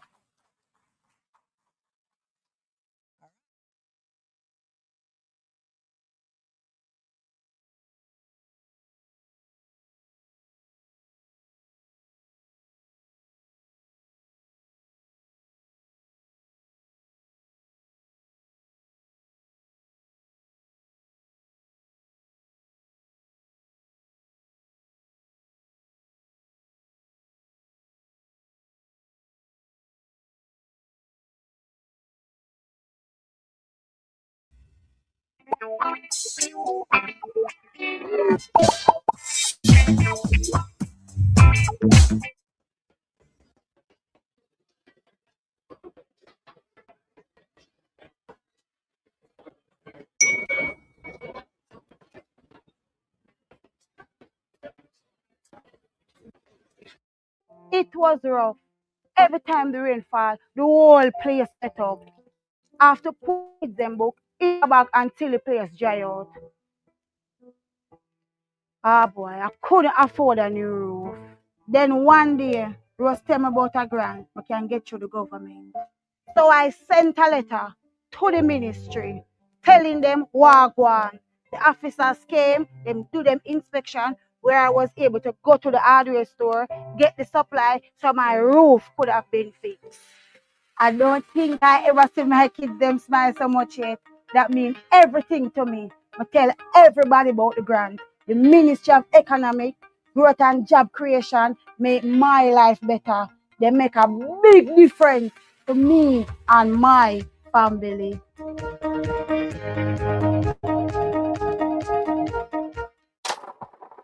$1.4 trillion. That's how much the government plans to spend this fiscal year. Watch PBCJ's live coverage of the budget debate, March to March 24, as the government outlines financial plans for the upcoming fiscal year, detailing funding for health, education, national security, social security, food security, and infrastructure. The budget debate. They serve as a performance assessment of the previous year and public declaration of our leaders' intended priorities. Watch the budget debate on our television station. Join the discussion on social media, live on the People's Station, PBCJ.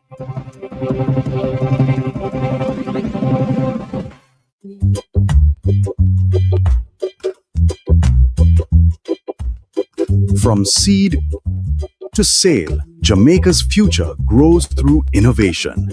Introducing Export Jamaica, a global market intelligence and compliance gateway that connects your effort with global opportunities and makes international trade easier, safer, and more convenient for Jamaican businesses. Powered by the Jamaica Trade Board Limited, Export Jamaica is designed to position your products competitively and guide you through international trade. Find high-demand international markets. Gain access to trade analytics that guide your business decisions. Identify and engage with potential buyers. Know your costs up front. Trade confidently. And keep your exports safe and secure. Through Export Jamaica, you can discover all there is to know about exporting and grow your business sustainably. From the processing of your goods, to packaging and shipping, to seeing your products reach international shelves and enjoyed by customers abroad, Export Jamaica provides the market intelligence and insights behind each step, helping you identify demand, understand export pathways, and unlock financial growth. Say hello to a prosperous future. Visit tradeboard.gov.jm/Export Jamaica to sign up today. Expanding Jamaica's reach, empowering our people.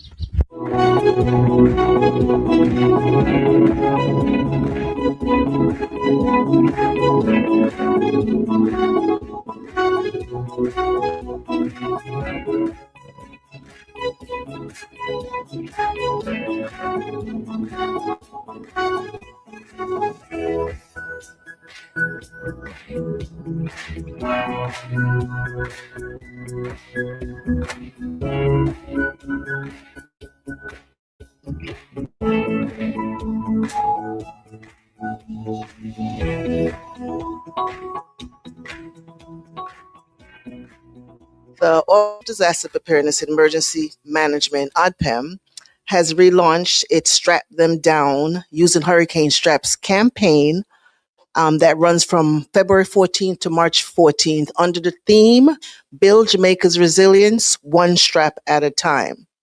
The mission or mandate of ODPEM is to lead the process of reducing the impact of a disaster on Jamaica through comprehensive disaster management and by seeking to build a culture of disaster risk reduction throughout the population. As a national disaster organization, we have a clear responsibility to ensure Jamaicans are better able to mitigate, prepare for, respond to, and recover and rehabilitate from any disasters. Considering the aftermath of Hurricane Beryl and Melissa, and with the 2026 Atlantic hurricane season just 3 months away, a major part of our responsibility is to help you to protect your home, what matters the most, your family, your livelihood, and ultimately lives. It's against this background that we are strengthening our push for safer roofing practices through the relaunch of this Strap Them Down Using Hurricane Straps campaign. And we're using our hurricane strap mascot. We call him Strappy, as you may have seen on our social media platforms. Why hurricane straps? Well, hurricane straps will reduce wind damage to your home, and it will secure your roof by securing your roof to the wall plate. Whereas when the winds are coming through, instead of peeling off, the winds going through the roof and the rafters, it will go down the wall. They have been proven and tested to significantly reduce roof failure during strong winds. So as we continue to promote building back better and stronger, ADPEM encourages homeowners, builders, and contractors to secure your roof by using the hurricane straps, and to retrofit your homes for greater durability and resilience, especially the vulnerable communities in the coastal areas. So what we have done to further push this drive for hurricane straps, we have invited the experts from KSAMC, the city engineer. We have invited the president of Incorporated Master Builders Association of Jamaica, as well as we have a senior teacher from Hart from the College of Construction. So we'll emphasize importance and go further into the technicality of using hurricane straps. So the takeaway is take action, protect your roof, protect your home, protect yourselves, protect your livelihood. And as our motto says from ADPEN, disasters do happen, so let's be prepared. I'm here to speak this morning about the importance of hurricane straps.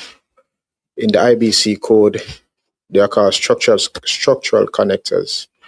So the importance of hurricane straps is that they basically connect the base plate of the roof to the other roofing members, which would be it might be metal frame roofs, or timber roofing.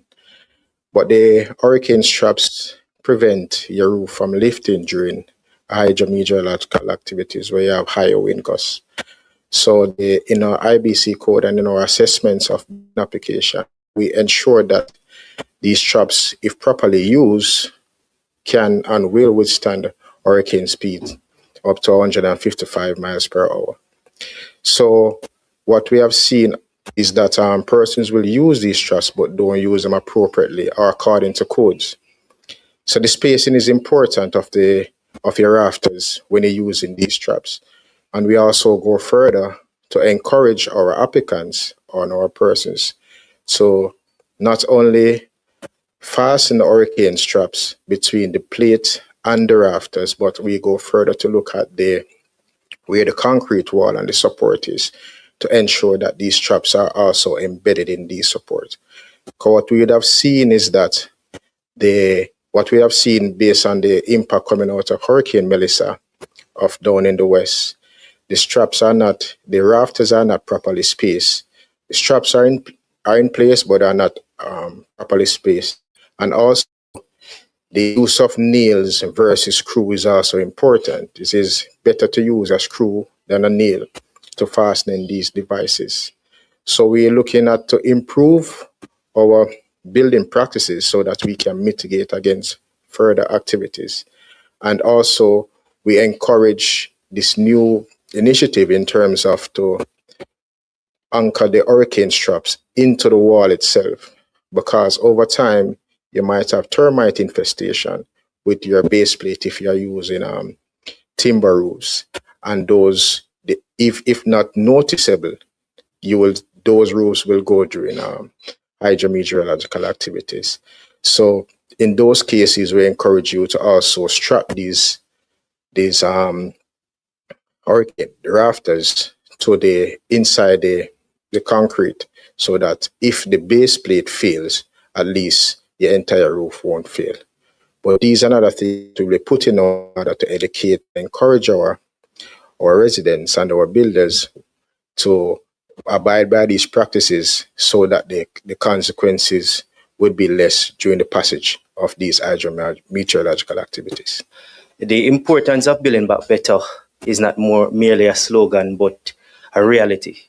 We would have witnessed over the last couple of months the devastation from the passage of Hurricane Melissa. And what we would have seen in the wake of that activity is that a lot of houses would have lost their roofs. And many of the assessments would suggest that the roofs were improperly constructed. As a training institution, HART is being mobilized even further on our mandate of training and certifying tradesmen so that they are able to carry out construction to codes. The 2024 Jamaica Building Code speaks specifically to roof construction, and it indicates that the rafters, every member rafters, purlings, must be fixed to a mechanical support system, and that the roofs must be built so that they are able to withstand wind force as a result of wind speed of over 240 kilometers an hour wind speed. This situation would have came in light of Hurricane Beryl.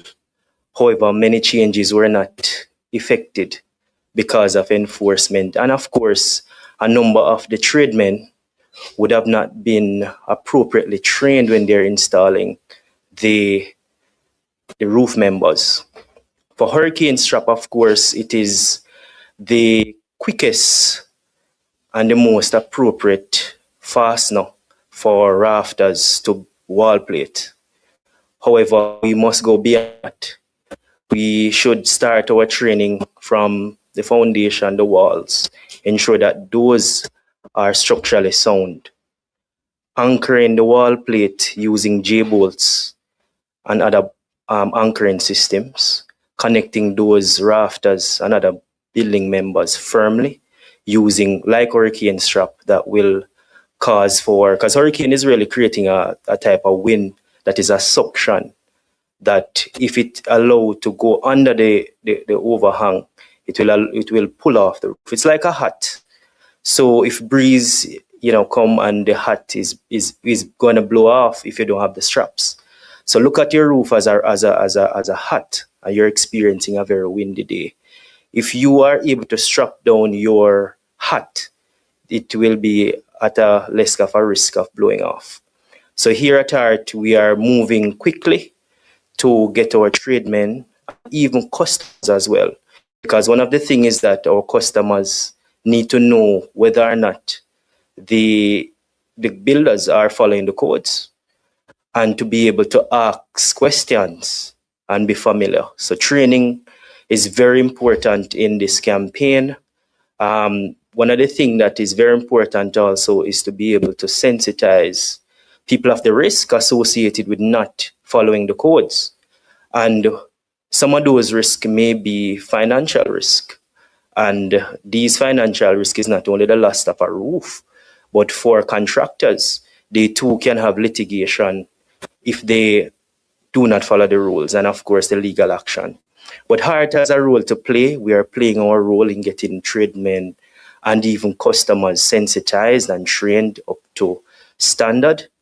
And with hurricane strap, of course, we'll be able to mitigate against small hurricane shocks. And of course, when we have the extent like we had in our Hurricane Melissa, of course, with the proper standards being followed, we should have fewer instances of being roofless. So building back better through compliance is the way forward with hurricane straps. The Master's Association is endorsing the ODPEM's hurricane strap program as a key technique for reinforcing the structure of your roof as part of maintaining the integrity of your home. and your structures, buildings, businesses that you depend on for your economic survival and your safety. But it's important to understand the hurricane strap is just representative of good building technique. Builders, contractors, homeowners need to invest in understanding how homes should be built, understanding safety of building to standard, to a code. The contractors and builders in particular need to invest in knowledge, training, certification, access resources such as information provided by the ODPEM in their building manual, their safe building practices manual, access information at the Heart NSTA Trust in terms of certification, training and retraining for those who've been in the industry. And what we have to understand is that there is an upfront cost to building safely, to building better, to building standard. This has a long-term impact on the durability and the longevity of your home, of your structure.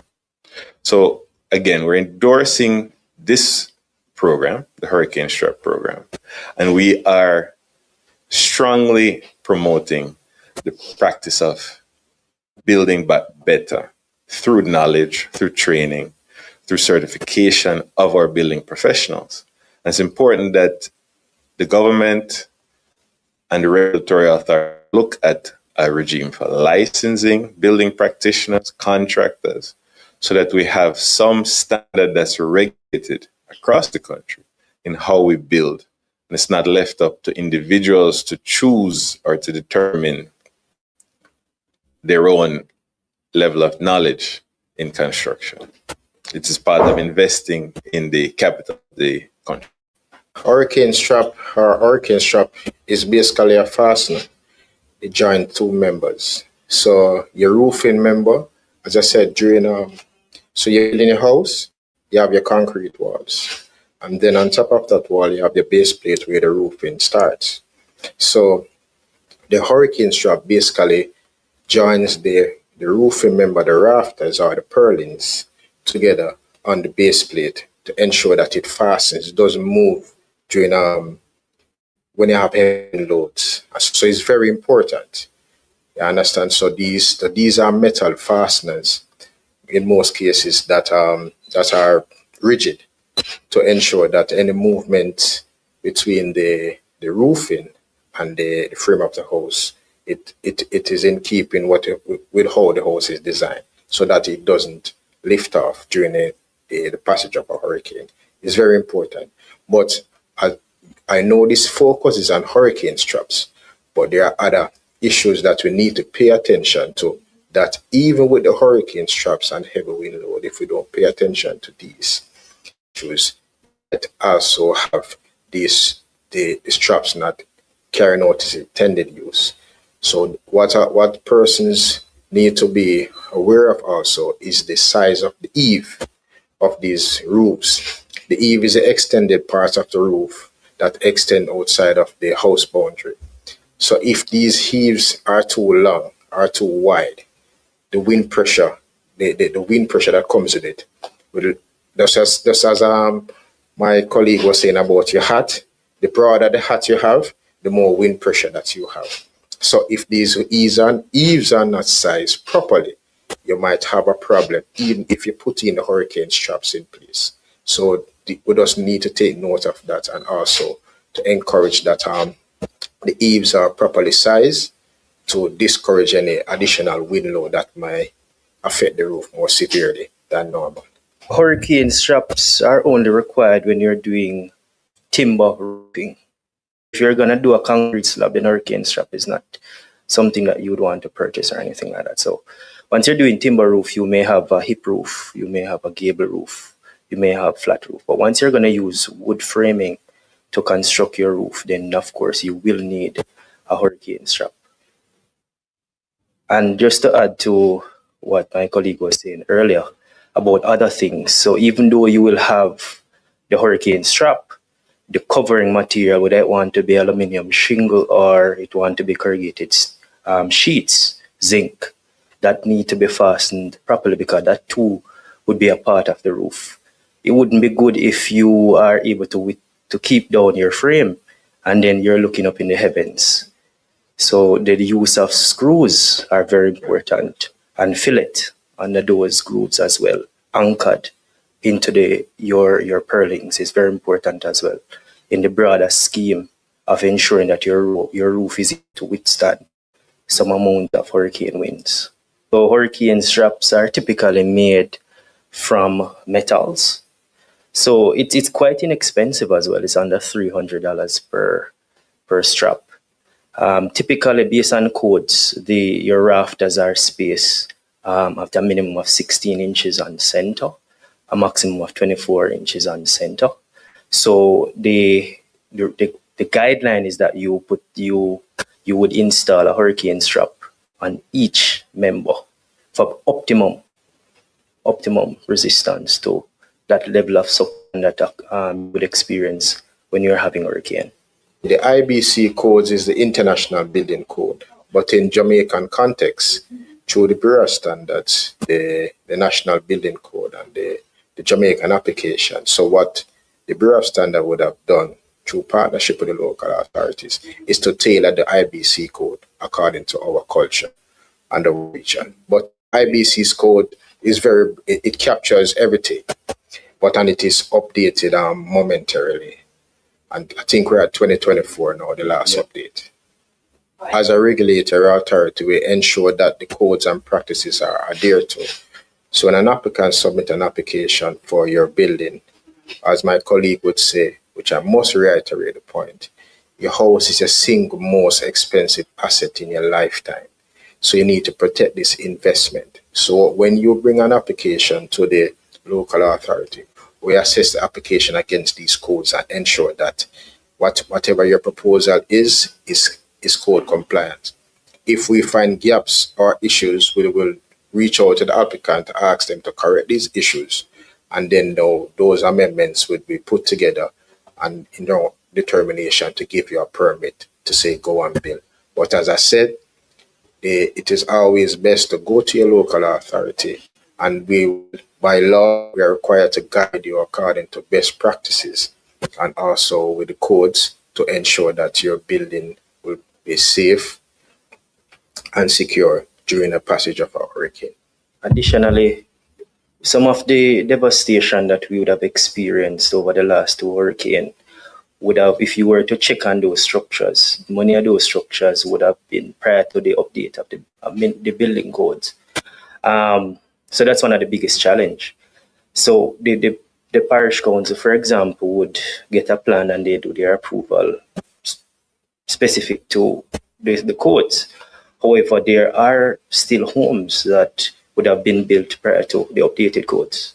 So the question is, how do we identify those homes and provide the assistance? Because sometimes when we identify these cases, it would be after the fact when they are roofless.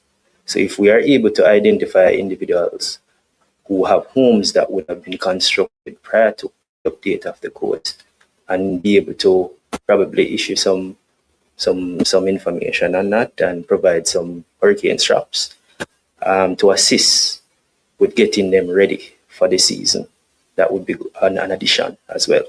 As we had said earlier, that hurricane strap is not the ultimate solution to the problem of the suction as a result of the wind speed and the force being the roofs are being subjected to. So like was said earlier, if the wall plate is not anchored properly into that bell beam, you're going to have a problem there. Even the covering material, for example, the aluminum shingle and the zinc, if the zinc wasn't screwed down, you're going to have a problem also. So it is the hurricane strap do in fact provide a resistance, but the hurricane strap's role is simple, is to hold down the frame to the walls. So if the walls are not structurally sound, if you didn't use material that are up to standard, then you're gonna have a problem also.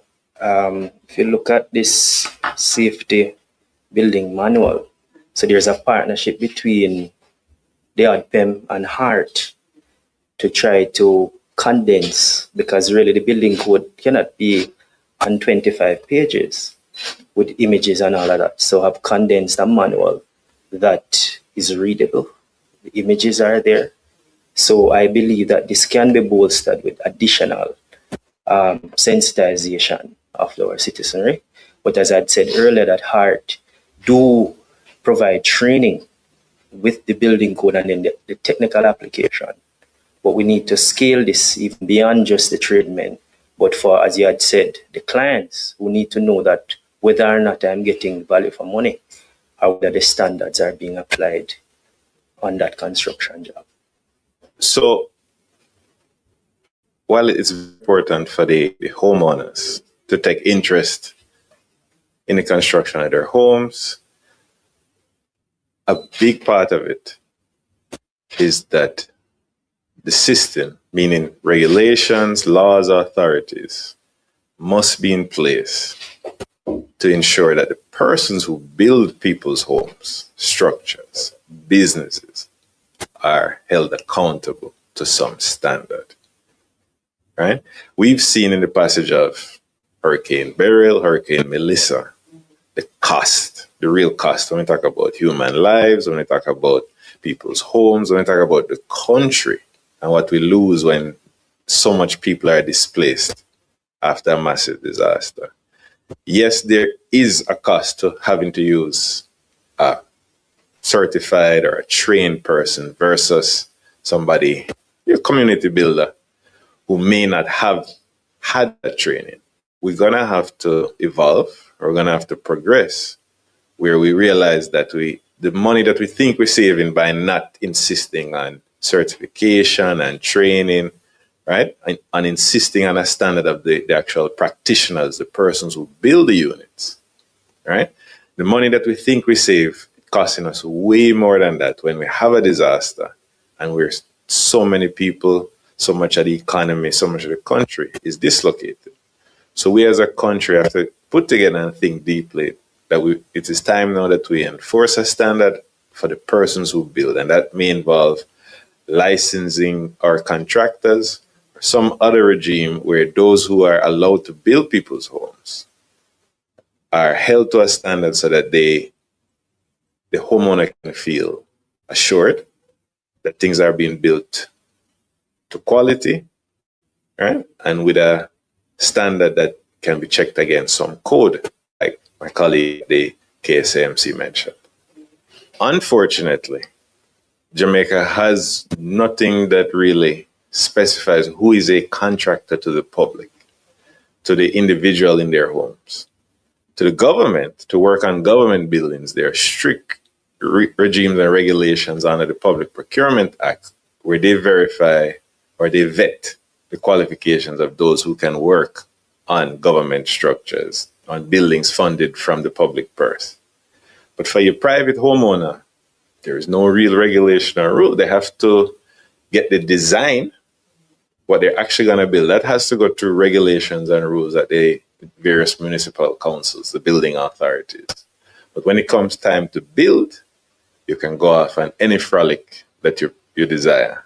And that's a major concern. And obviously that pairs with the concern of those who go and build without getting approval from the municipal council. That is even a worse step, right? But it's enforcement. Jamaica traditionally has issues with enforcement. We're quite aware. And the enforcement of not just what we build in terms of the design is an issue, but the enforcement of who is allowed to build is non-existent right now. That, from the opinion of the Masters Association, that's a major concern. And we saw in the passage of the hurricanes that can have serious impacts. What we're exploring right now is we have came up with a design, so we plan to educate the public at the KSAMC. We at the KSAMC plan to educate the public in terms of the modification of these traps with the intensity of wind that is associated with this Category 5 hurricane. So what we have done is to extend, what we are proposing is to extend the length of these straps to have them welded or cast into the beam, the belt beam. So if the base plate fails, there's an intrinsic safeguard there to prevent the entire roof from going to hold the frame in place. So a hurricane strap is just a hurricane strap. It's just a modification based on the type of roof that you intend to design.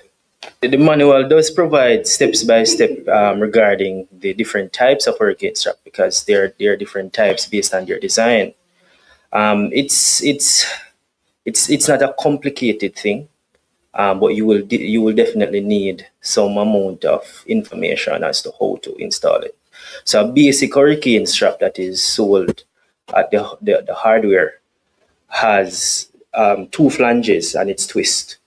So it has 2 holes on one to go into the rafter and 2 holes on the other flange to go into the wall plate. So based on how it's twisted, all you would need to do is to pull it close to it, to both the rafter with the wall rafter would meet at 90 degree with the bird's mouth on top of the wall plate. And then you'd use screws. Your recommendation would be to use 2 inches or 2.5 inches, depending on the size, roof, and so on. But it requires some amount of information before.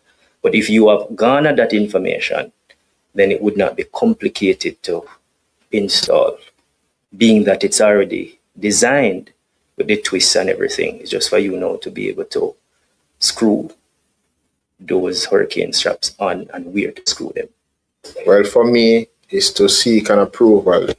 Do not build without going to the local authority to submit an application to build.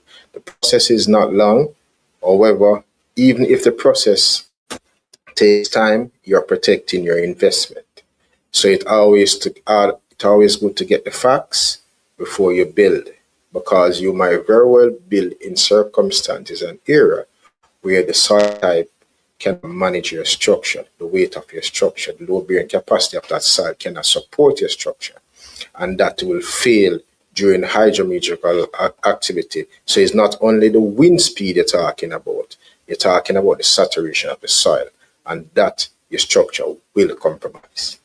So the process is you have to be able to provide proof of ownership for your land that you are to building, and also along with that, you have your proposal, your survey's ID report, and you must demonstrate that your property tax is compliant. You have to ensure that, and so forth. So these are minimum requirements that are required, and you come with a proposal. We recommend that you get a registered personnel to submit your proposal, or a draftsman or someone, because what's going to happen is that it's going to make the process far more efficient and simpler, because we get proposals sometimes based on persons who don't understand the codes or read the codes, and as such, it will make the process a longer process, in the sense that you'd have to go to and fro with the persons who did the drawings and the local authority to ensure that what is presented can stand the test of time. But these are just preliminary stuff, and it depends on the complexity of the development of the building. Build back better, as I'd said when I started, is not merely a slogan, but an opportunity to look at where we were and to move forward with compliance with standards. And a part of standards require training. So we are urging all tradesmen and contractors to come to heart. The programs are free up to level 4 to be certified. And when the certification process requires training within the ambit of the standards and other techniques.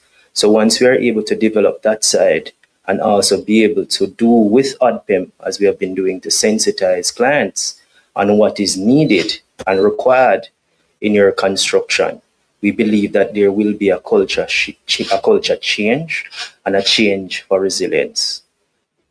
Typically, these roofs, as we had started, would have been timber roofs. So carpenters would be the persons who would be building these roofs. So we have carpentry level 2 and 3 that focuses on these types of roofs. However, a mason, for example, who would have been certified, would have been exposed to the similar codes. So masons, carpenters, contractors overall who manages projects, who are able to do their own quality assurance, inspection and checks to validate that the work was done and it was done to standard. So we have the building contracting level 4 as well as an option. One of our major takeaways from the idea of building back better is that before we